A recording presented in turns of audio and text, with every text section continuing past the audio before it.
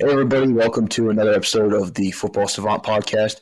Travis Tyler here to talk the latest football news, and today we're talking about college football with Jordan Patterson, college football expert and the host of the Joe Pat on the Bets podcast. Jordan, glad to have you, man. I'm glad to be here. So before we get into the on-the-field stuff, I kind of want to start with some of the stuff we've seen off the field recently. We've seen, I think, 5 coaches fired within the last 5 weeks or so, including Colorado's Karl Dorrell on Sunday, as well as Wisconsin's Paul Chryst. Now, Dorrell, to me, wasn't much of a surprise. I think he was kind of a panic hire when they hired him, and he's been 8-15 over 2+ seasons. And 0-5 on this year. But Chris, for me, was a little bit more of a surprise just because of his Wisconsin alum, and he's kind of had all that success there over the past 7.5, 8 years with 3 Big Ten championship appearances. I know they haven't won any while he was there, but and then he went to a Rose Bowl and went 67-26 overall, which is great for a lot of programs over throughout the country. But it didn't work out at Wisconsin. So what are your thoughts on those 2 particular hirings in particular, but also just the overall rate that we've seen the coaches losing their jobs during the season? Well, as far as Dorrell at Colorado, it's Colorado. I mean, they got problems besides coaching to worry about there. But for Paul Chryst at Wisconsin, kind of reminds me a little bit of what the University of Georgia did with Mark Richt. Okay. Where he had a string of 9-win seasons in a row, but just couldn't win the big ones. And you can't win the big ones. They're going to be happy with 9-3 for so many years, but after so long, you're going to have to win the big one, or you're going to be on the hot seat. And I didn't know that he exactly would have been on the hot seat, but after getting drummed this past weekend, it didn't look good. Yeah, that was not a great performance against Illinois, especially if you lose by 24 to Illinois. Somebody's not necessarily going to be the head coach every time, but you're going to get somebody losing their job. Yeah. And as far as other coaches, I'm really surprised we didn't hear about a firing down in Auburn this week. Yeah. I was really expecting Harsin to go after, especially blowing a 17-point lead, but I don't know. Yeah. I thought he would have been gone by now, to be honest. Yeah, they've shown some patience there with him, but I don't think he lasts beyond much longer this season or even beyond this season at all. No. Jim Leonard's been named the interim head coach at Wisconsin, and a lot of people think that he's like a head coaching star in the making. Do you think that's really his job to lose, and that they kind of made the move to go to him in that direction? Yeah, but really with this season already playing out the way it has, there's not much he can do to win the job other than not look any worse than they have already looked. I think it's going to be a bidding war for Kansas's Lance Leopold before it's all said and done between some of the teams that have already started. Yeah, I would think Leopold, and when Carolina fires Matt Rule, those would be the 2 big names to watch during the offseason. Yeah, for sure. Yeah, you mentioned Harsin. Do you see anybody else that's on the hot seat for you right now the rest of the year? That's a good question. Not off the top of my head, but I'm sure as we go on, somebody will come to mind. Yeah, somebody's going to pop up. Sure. So let's get into the stuff that we actually saw on the field, and I'm going to keep it with around Colorado in the Pac-12 to start off with. I saw some stuff out there that intrigued me. Utah, with the way they were so dominant over Oregon State, which some people had as a sleeper pick up until like 2 weeks ago in the Pac-12. Did that? Utah lost their first game at Florida, and people kind of wrote them off. Have their past couple games kind of put them back in the driver's seat for the Pac-12 title? Well, I still think USC's in the driver's seat there. Their offense is insane. Yeah. Defense, their defense isn't that great, but they're plus 14 on turnovers. That's hard to deny. But Utah's loss on the road to Florida to start the season looks bad because of how Florida's played right now. But going into the Swamp, first game of the year, that's hard to win no matter who you are. Yeah. Look at Bama last year. They went into the Swamp and got a game out of Florida, and Florida was terrible. Yeah, and then you also have Utah coming from that West Coast, a little bit of the time zone factor. Yeah. Oh, yeah. and they're not used to that kind of humidity out there. That's a dry heat out west. It's real Yeah, hot down in Gainesville, Florida, in September. yeah, Uh, I think USC, Utah, Oregon's trying to sneak their way in there as a leader because they still don't have a Pac-12 loss. right. So, And, but yeah, I think Utah probably should be the favorite, but as far as odds makers go, USC's going to be okay. the favorite. And that you bring up Oregon. That was going to be my next question. Have they worked their way back into it just strictly with the conference record? Well, with their conference record, yeah, they're still in this, but they still got to play both USC and Utah. So, Yeah, yeah. And I think USC and Utah play each other next week, I believe. yeah, they do. So things are going to shake out. And the last team in there, UCLA, do you think it's time that we consider them more of a serious contender, or are we kind of still in a wait and see approach with them? I'm still mostly in a wait and see. They have an electric quarterback. I love Zach Yeah. Charbonnet, running back, Michigan transfer. But Yeah, he's a good one. yeah, and looking at it, I looked at their schedule, and we really should be thinking about them as a contender because they only have. Let's see, who did I put? What's their schedule left? Yeah, they got USC at home, and they have Oregon on the road. And that's pretty much Okay, it. yeah.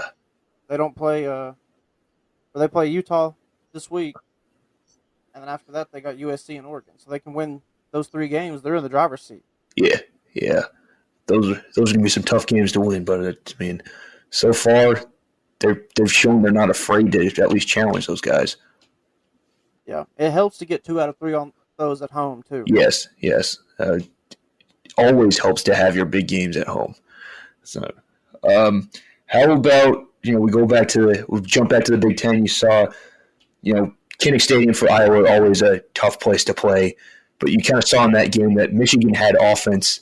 Iowa, as good as their defense was for the most part, couldn't put points on the board until the fourth quarter, and that's kind of been an issue for them all year.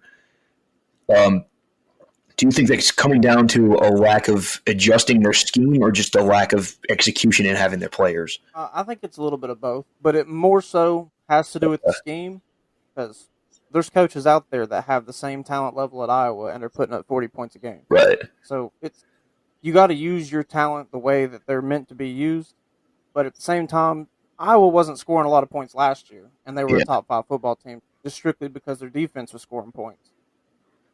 But Iowa's always going to be a good, not great football team in the Big Ten. Yeah. They can push any of the big dogs any given week, depending on how well their defense plays and if they can find some offense. But right. Yeah, I think it is more to do with scheme than their players. Yeah. And do you think if they had any better offense, it would have made any difference in that game? Not really. I think Michigan could have just ran the ball down their throat all game if Yeah. they wanted to. That's what I was thinking. That even if they kept up a little bit, Michigan was going to get the lead eventually and just run the clock out. Yeah. I mean, Michigan scored on 3 of their first 4 possessions. So yeah. So in the SEC, we saw Kentucky move their way all the way up to what were they, number 7 last week? They kind of started slowly in their first few games and kind of able to hide those mistakes as the games went on.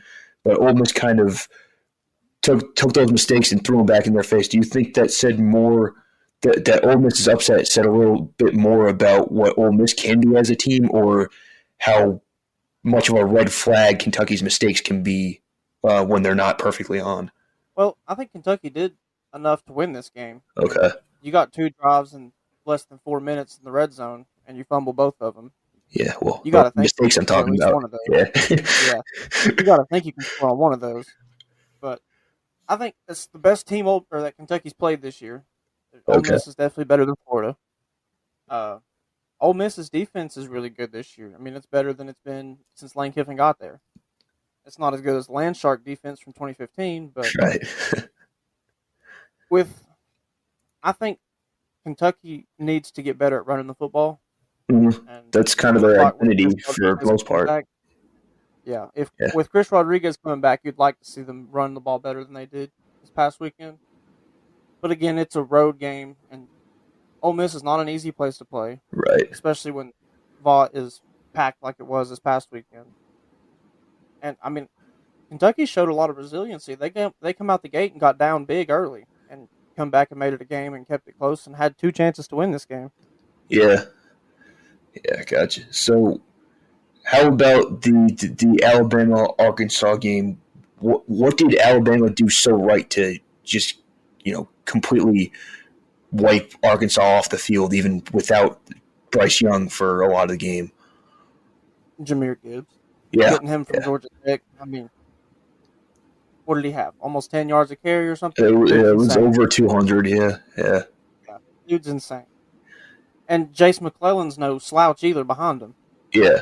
I think Alabama as a whole will be a better football team with Jalen Milroe in there this year. Really? He's more of a run-the-ball, game-manager quarterback, whereas Bryce Young is going to sit back and throw the ball. And with the team they have this year, I think Jalen Milroe better fits their strengths. Okay. Which is running the ball. So, yeah, okay. With the running backs and Jalen Milroe, they can run the ball down anybody's throat. Yeah, okay. And that's kind of a change of pace off of the Alabama team we saw last year. It's a change of pace from the last 5 or 6 years. Yeah. Going back to Derrick Henry and some of those boys. Yeah, I was going with more the comparison to the most recent successful team out of there. So do you think Alabama should have jumped Georgia after this to number 1 after these performances this weekend and so far this year? Yes, I do. Alabama went on the road at Texas, won a knife fight. And, I mean, Georgia won. There's something to be said there, but they led for 2 minutes in that game. Right. So it was a tough one to watch. Yeah. Their offense Georgia's offense didn't show up for quite a while in that game. And that wasn't something you're used to seeing so far this year, the way they started. No, but they still put up 485 yards of offense, which doesn't make any sense whatsoever. But you just got to convert. Yeah. Can't leave points on the board. Let's jump over to that Oklahoma and TCU game. I don't think many people thought that TCU or that Oklahoma, would come out with a second consecutive bad performance because that's not something that they usually come out with, especially in conference play. So, what did you make of how Oklahoma came out in that game? Should Sooner fans be worried going forward? Well, that depends on if you're asking if Sooner fans should be worried for this year or for long term with Venables. I would say this year. Let's just go with this year. This year, yeah, you should worry.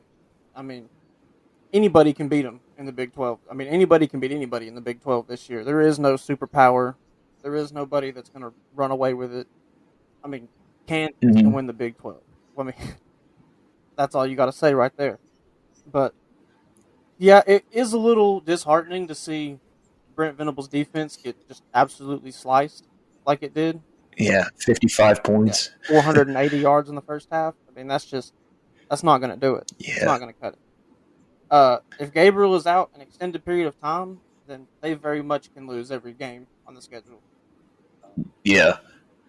I haven't seen a prognosis on him or anything.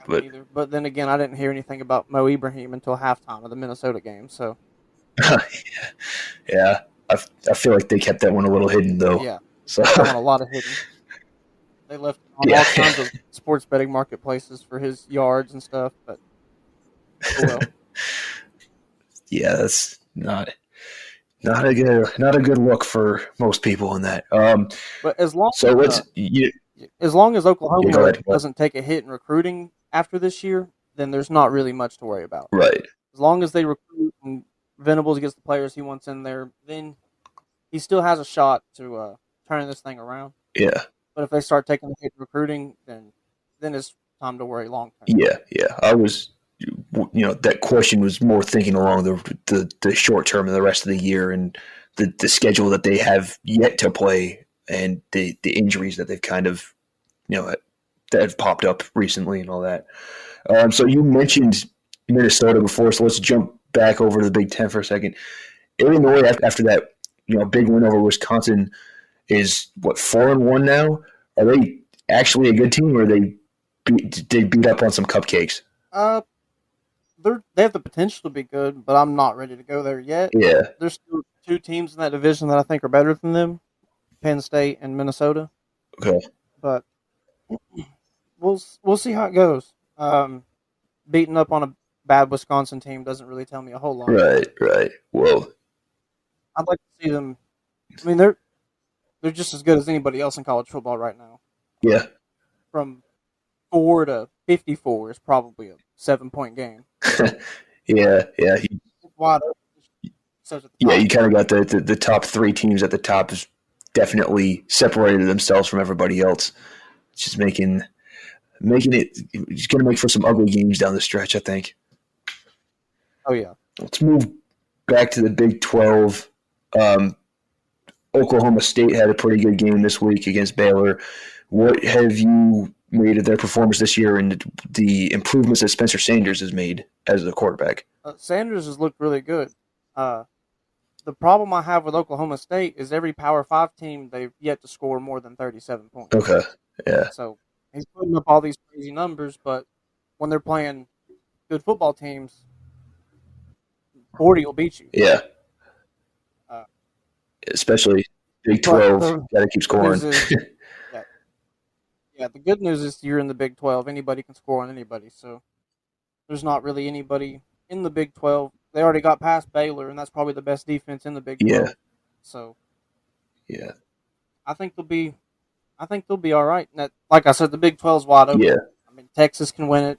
Oklahoma State can win it. Right now, even Kansas and Kansas State could win it. Baylor could still win it. Texas Tech could still win it. It's wild. Anybody else? No. So would it be fair to say that you don't think there's quite a favorite that's emerged there yet? No. Baylor would have been my favorite until they lost to Oklahoma State this past weekend. Gotcha. What about the ACC? You know, people have talked about Clemson, NC State. I guess Miami's been mentioned in there. Pitt was mentioned in there before. Probably won't be mentioned there anymore after that loss to Georgia Tech. Yeah, not good and then, Florida State, Wake Forest. Have we been forgetting about North Carolina this year? Well, yes and no. Okay. For good reason. Their defense is atrocious. I mean, yeah, that's a fair point. There's some high school teams that can score touchdowns on North Carolina. But, I mean, North Carolina, Miami, Duke, that's crazy to say. But those are the three teams out of the Coastal that have a shot. Yeah. I mean, on the Atlantic side, it's bunched up. I mean, you got Florida State, Wake Forest, Clemson, NC State. All the heavy hitters in the ACC right now are on the same side. It's like every year in the Big Ten, basically. Big Ten East. Yeah. Yeah. Oh, yeah. All right. Let's get into some games coming up for this week then now. Let's start here. We've talked about TCU and Kansas with some surprise performances so far this year. They play each other this weekend. Who are you buying more into right now in going into that game? Well, I'm buying more into Kansas. I love Jalen Daniels. Okay. But as far as this game goes, I think TCU probably gets this game. Max Dugan's playing out of his mind right now. And that's not just the Oklahoma game. That's all season since they put him in the first game. I don't think Kansas has the weapons on the perimeter that TCU does. I think that's going to hurt them.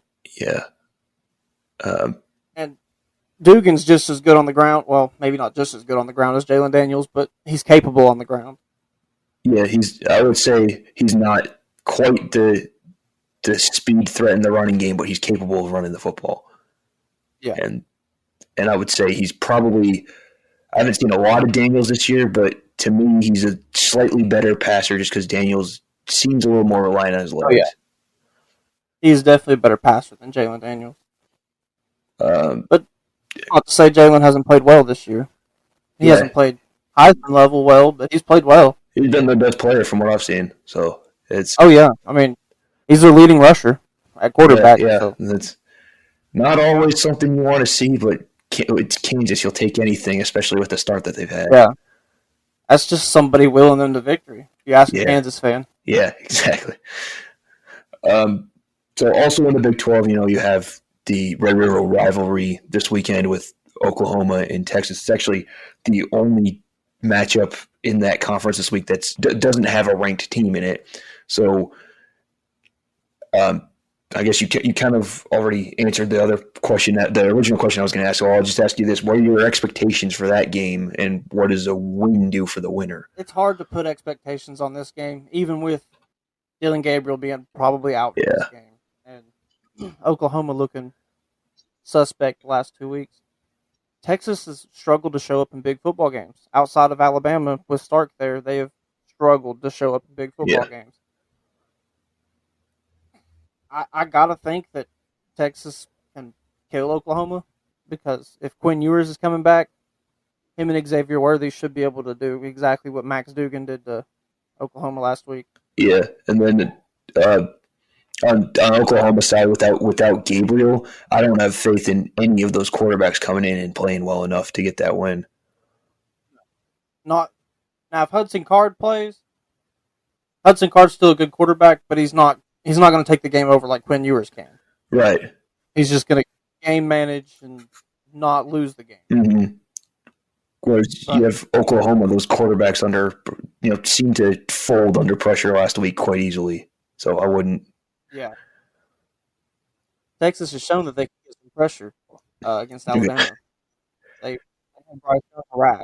Yeah, that was one of the more impressive defensive performances of the year so far. Mentioning Alabama, let's jump over to the SEC. You got number 8 Tennessee and number 25 LSU this week.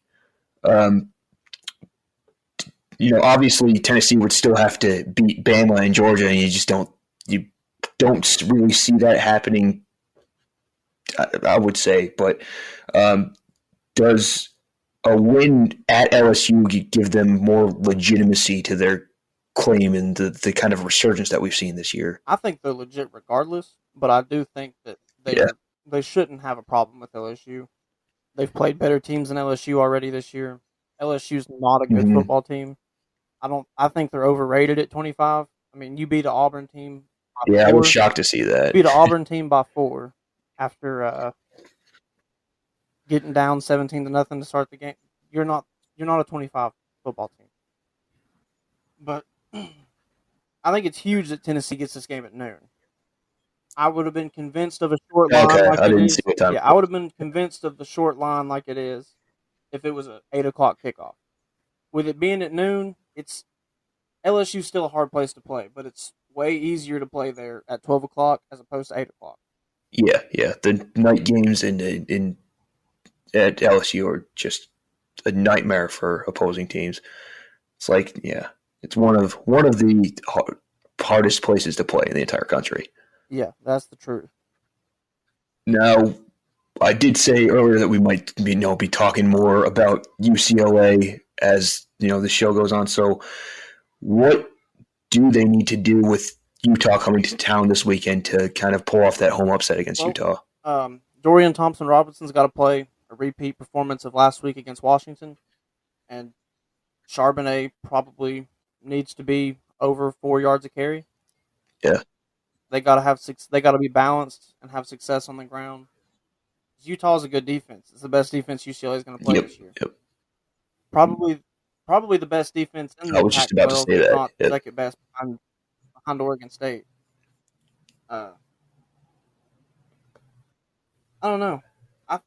UCLA should be able to make this game interesting, but ultimately I think Utah gets it done. Utah seems like they've been on more of a mission since that early loss, and that's what would give me a little pause on UCLA there. Utah has looked really good since they lost to Florida. Yeah, and sometimes it takes a little while to find their footing, but at the same time, I don't think you can quite overlook UCLA, especially at home, even though there was that one game where they showed the picture of the Rose Bowl earlier this year, and there were barely any fans in the stands. I don't think that's going to be the case in this one. Yeah, and UCLA still got 2 struggle bus wins against Group of 5 teams. So yeah, that's true. a 1-point win versus South Alabama. Yeah, that's not impressive. No, but the win last week against Washington is real impressive. Yeah, that was. Yeah, I was very surprised when I turned that one on and they were up by so much. Yeah. Well, Washington just kept turning that football over. That's what we were waiting for Penix to do, even though he was, so good to start the season. He's been playing incredible. Yeah, he's still playing great, but I remember him being at Indiana and thinking he wasn't that great. Now he's suddenly, outside of that game, playing phenomenal. He had one huge game at Indiana, and it's a 7-point loss to Ohio State. So, speaking of the Big Ten, this is a painful question for me to ask, but I think we're going to be on the same page with the answer pretty much. Ohio State favored by 25.5 at Michigan State this week. Michigan State absolutely awful secondary, probably even worse than last year. And Ohio State's passing offense is a lot better, especially Stroud's a lot better than he was last year. You think there's a chance they put up 70 on the road this week? They put up 56 last year. There's a chance. There's a chance they put up 70 anyway. Yeah. With the offense Ohio State has, there's a chance they put up 70 any week. But I don't know. I like Mel Tucker. I love Mel Tucker, but I think they were a year too early giving him a big fat contract. Yeah, well, that was just to keep him from going anywhere else. I never thought he really was going to go anywhere else anyway. But I didn't either. But yeah, we maybe there was some talk behind closed doors we don't know about. Yeah, I mean we like what he's doing. It's just this year's team is from every game. It just doesn't have it on the field. Especially after the last three. It was a rough time. So when you live and die by the transfer portal, you get what you get. Yeah, and the thing is, like, his top recruiting classes haven't even hit the field yet, which is what needs to happen for you to actually be able to tell how the coach is going to be able to instill those cultures and values and everything. Yeah. Let's jump to the BYU Notre Dame game this weekend. BYU was ranked 16, one loss on the season. Notre Dame favored at home, another place that's very difficult to play for a road team. Do you see BYU being able to go in there, and can you see Notre Dame's offense keeping pace in that one? I can see BYU winning this game, and I don't really think it's that hard to find. BYU's a physical football team. Yep. They've got some good receivers. Their quarterback is not going to lose the game for them. Notre Dame's been getting better quarterback play since they switched to Drew Pine. Yeah. They're still not there on offense. Yeah.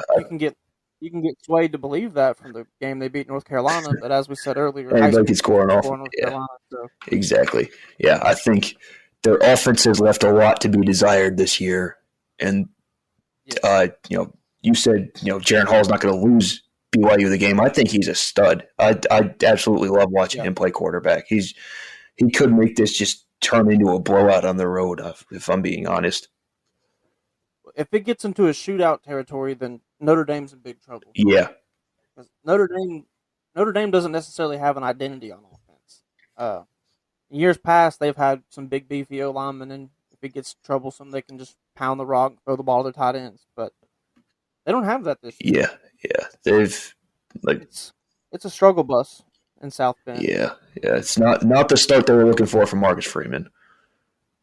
No. All right, and kind of getting to the end here. How about do you have an upset pick for this weekend? Yeah, I got a couple. All right, go ahead.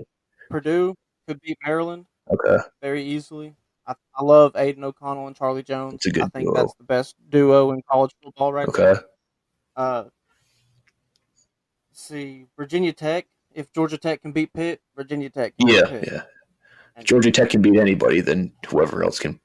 Whoever else comes after them can win. Yeah, you got that right. North Carolina could beat Miami if Tyler Van Dyke doesn't have a good game. Yeah, I was Miami can't score. Then. I was very surprised that Miami was favored in that one just because of the offense that North Carolina says, but then you mentioned the defense and it kind of made a lot more sense after that. Yeah, Miami has a really good defense. I mean, you take out a drop punt against Texas A&M, they hold Texas A&M to 10 points. Yeah. I think if this game happened 2 weeks ago, this line is dead on the money. But with it being after everything we've seen from Miami these last 2 weeks, it makes you question it. But what happened the last 2 weeks doesn't change what kind of football teams these two teams are. And as long as Tyler Van Dyke is on, the quarterback room is equal in that game. Yeah. I love Drake May. He's a fantastic. Stud. Tyler Van Dyke can hang with any of them when he's playing well. Florida State over NC State, I think that's probably the most likely to happen. I can see that one. Florida State coming off of a loss to Wake Forest, a disappointing loss at home. I could see them coming out and really putting it to NC State. And then the last one, Fresno State over Boise State. Okay. Fresno's 1-3 with 2 losses to top 25 football teams.